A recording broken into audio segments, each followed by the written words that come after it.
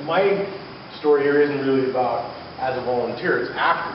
So after I was already in Laos, I moved to Laos in 1996, and I went back to Khao Yai, and then a lot of people who go to Khao Yai, they roll up and they don't have transport, so once you get to the entrance, you just wait till an empty vehicle or a pickup or something comes along, and the last 14 or 15 kilometers you just hitch. So I was just waiting there, and I was chatting with all the guards that I knew from 15 years before or 10 years before, and we were just chatting up, and this guy rolls up.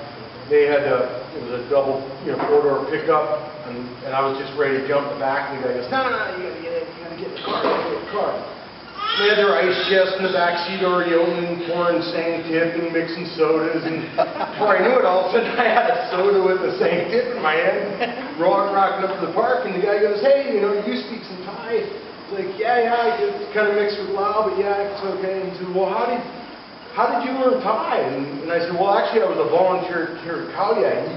He pulls over to there's a little like Jiao Pa Paw, and there's a Jiao Pa there, like this little shrine there.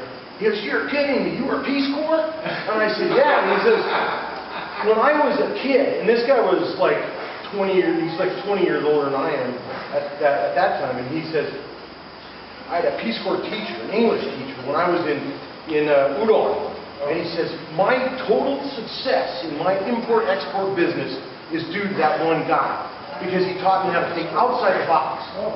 And he said, let's go. And they go up, and then the whole evening, I couldn't get away from the guy, because he's like, you were Peace Corps. So that's my Peace Corps.